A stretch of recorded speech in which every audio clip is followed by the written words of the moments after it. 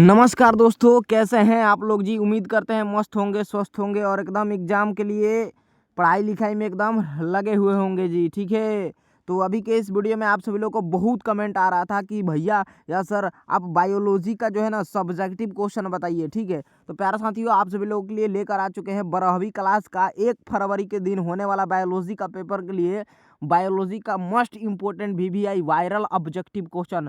एक एक प्रश्न बहुत ही ज़्यादा इम्पोर्टेंट है। ठीक है, तो आप सभी लोग जो है ना वीडियो को शुरू से लेकर अंत तक जरूर देखिएगा और सारा क्वेश्चन एकदम याद कर जाना है आप लोग को। ये लघु उत्तरीय प्रश्न है जो कि आपको 1 फरवरी के दिन जो है ना पेपर में आप लोग को बहुत सारा क्वेश्चन यहीं से टकराएगा, ये मैं गारंटी दूंगा। ठीक है, चलिए तो वीडियो को शुरू से लेकर अंत तक देखिए, चैनल को सब लोग सब्सक्राइब कर लीजिए। चलिए स्टार्ट करते हैं वीडियो को। ठीक है, चलिए पहला प्रश्न यहाँ पे देखिएगा, नंबरिंग को छोड़िए, यहाँ पे नंबरिंग पे मत दिए, बस ये प्रश्न देखिए।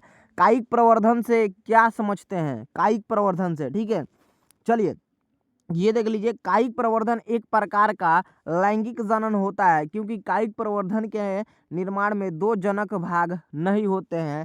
इस शब्द का प्रयोग निरंतर पादपों में किया जाता है। ठीक है, तो कायिक प्रवर्धन वाला भी क्वेश्चन आपके एग्जाम में आता है, एकदम याद कर लीजिए 2 नंबर में। ठीक है, नेक्स्ट क्वेश्चन देखिए क्या है।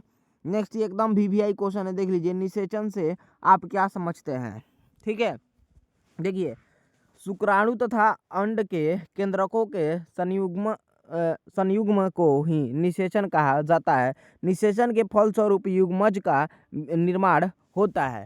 ठीक है, और तथा प्रत्येक युग्मज में गुणसूत्रों की संख्या 2n होती है। ठीक है, चलिए अगला 3 नंबर क्वेश्चन देखिए। और बायोलॉजी का सब्जेक्टिव का भी पीडीएफ हम आप लोग को जो है ना देने वाले हैं, तो वीडियो को शुरू से लेकर अंत तक जरूर देखिएगा। आप सभी लोग को भी बायोलॉजी सब्जेक्टिव का पीडीएफ हम दे देंगे। ठीक है, चलिए यहाँ पे नेक्स्ट क्वेश्चन है कि बाह्य स्थान संरक्षण पर प्रकाश डाले।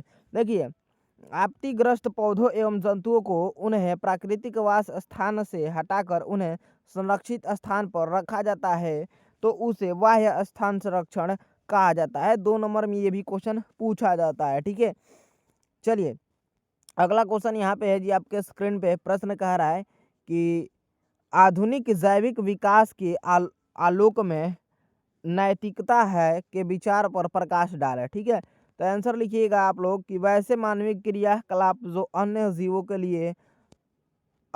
के लिए और सुरक्षात्मक हो, जिसे रोकने के लिए कुछ नैतिक मानदंडों की आवश्यकता हो है, जैसे चूहे, बंदर इत्यादि की बड़ी संख्या में वैज्ञानिक परीक्षण के लिए बलि देना पड़ती है। ठीक है, तो ये बिल्कुल आधुनिक जैविक वाला भी क्वेश्चन एग्जाम में आता है, तो बिल्कुल इसी प्रकार इसका सटीक आंसर देना है आपको। ठीक है, चलिए अगला क्वेश्चन एकदम वीवीआई, ये देख लीजिए, मोस्ट वीवीआई ये क्वेश्चन है। सहयोजिता एवं असहयोजिता में अंतर स्पष्ट करें। देखिए सहयोजिता एवं असहयोजिता में जो है ना अंतर स्पष्ट कर देना है आपको। देखिए सहभोजिता है, सहभोजिता, ठीक है, और असहभोजिता। ठीक है, इसमें अंतर आपको स्पष्ट करना है। देखिए पहले मैंने यहाँ पे सहभोजिता में अंतर यहाँ पे स्पष्ट किया है। ऐसे पारस्परिक क्रिया जिसमें एक जाति को लाभ होता हो तथा दूसरे को न लाभ होता हो, न ही हानि, जैसे आर्किड का आम के वृक्ष पर उगना। ठीक है, और यहाँ पे असहभोजित यहाँ पे एक सेकंड जी, हाँ, असहभोजित में अंतर देखिए जी।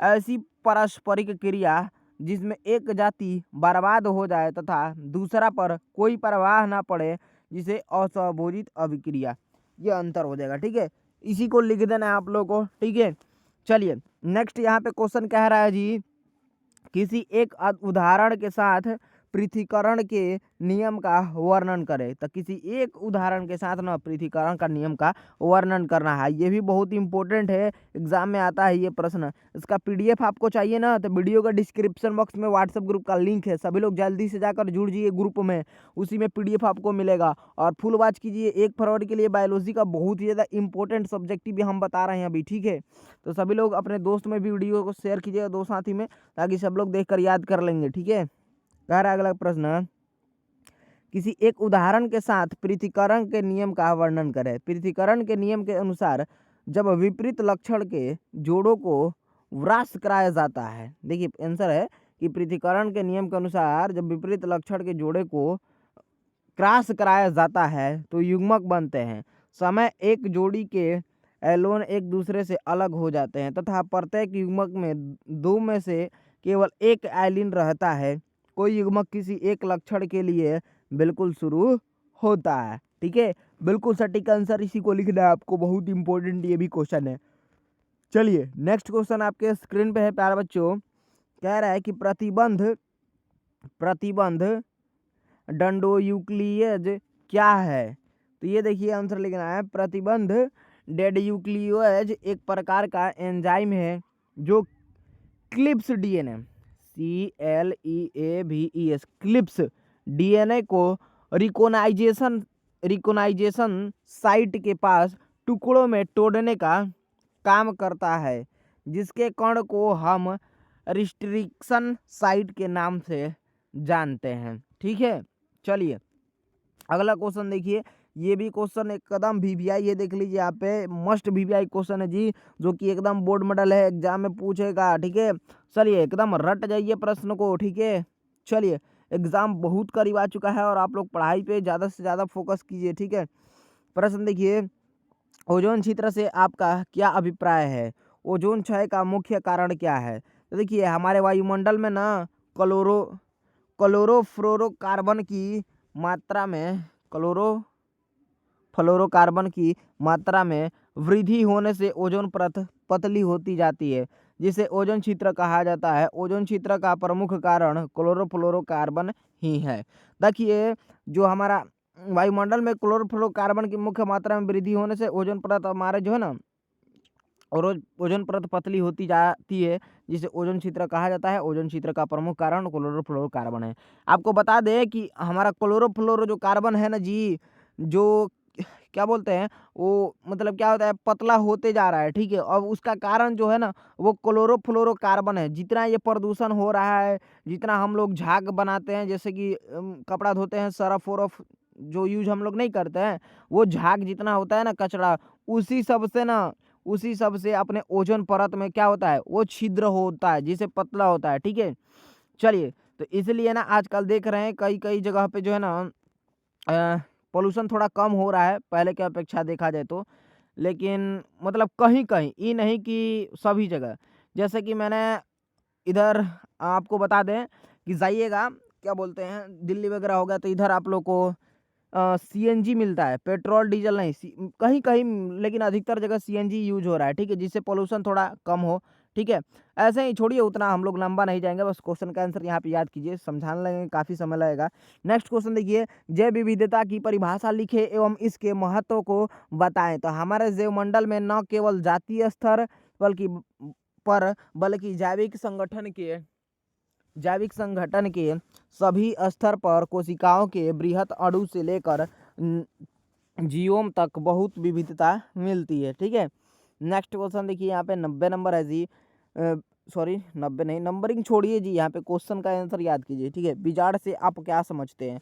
और ये क्वेश्चन आपको बता दें कि ये एग्जाम में एकदम रिपीटेड क्वेश्चन है जी, यानी कि पूछा गया क्वेश्चन है, ये एग्जाम में आपका आता है ये वाला क्वेश्चन। ठीक है, 2 नंबर में। ठीक है, एकदम याद कर दीजिए।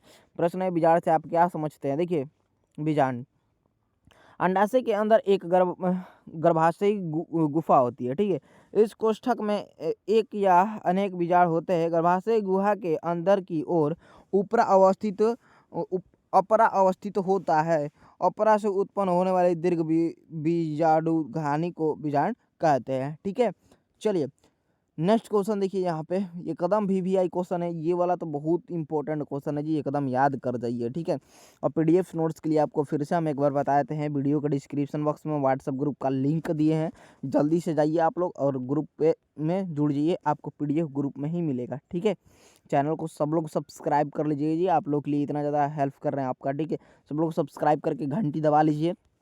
जितने दो साथी हैं जो 1 फरवरी को बायोलॉजी का पेपर देंगे, शेयर कीजिए वीडियो को उन लोगों के पास। ठीक है, चलिए मध्य चक्र तथा ऋतुस्राव क्वेश्चन क्या रहा है, मध्य चक्र तथा ऋतुस्राव चक्र के बारे में जो है ना स्पष्ट कर देना है। ठीक है, चलिए यहाँ पे स्पष्ट करते हैं, मध्य चक्र और क्या कह रहा है जी, ऋतुस्राव चक्र के बारे में स्पष्ट करें। ठीक है, चलिए देखिएगा, जानवर में जनन प्रावस्था के दौरान जानवर में जन्म प्रावस्था के दौरान अपरास्तनी मादा के अंडाशय की सक्रियता में यकृत तथा सहायक वाहिका और हार्मोन्स में परिवर्तन आने लगते हैं। नॉन प्राइवेट स्तनधारियों जैसे गाय, भेड़, कुत्ता, चूहा, बाघ इत्यादि में जनन के दौरान ऐसे चक्रीय परिवर्तन को ही मध्य चक्र कहा जाता है। जबकि प्राइमेटो जैसे बंदर, गोरिल्ला, एप्स एवं मनुष्य में यह ऋतुस्राव चक्र कहलाता है। ठीक है, चलिए ये क्वेश्चन इंपॉर्टेंट एकदम है। मदर चक्र तथा ऋतु चक्र स्राव के बारे में जो है ना स्पष्ट करने के लिए ये क्वेश्चन एकदम आता है एग्जाम में। ठीक है, याद कर लीजिए। नेक्स्ट क्वेश्चन देखिए, प्लाज्मिड क्वेश्चन कह रहा है प्लाज्मिड क्या है, इसकी संरचना को लिखिए। तो ये कुछ बैक्टीरिया व बहुत थोड़े से यीस्ट में मौजूद वाद गुण व सिल्डिया डीएनए है। इसका उपयोग जो है ना जीन क्लोनिंग प्रयोग में व्यापक पैमाने पर हो रहा है। इसका नामकरण बोलियर व राडिंगेंट नामक वैज्ञानिक के नाम पर किया गया है।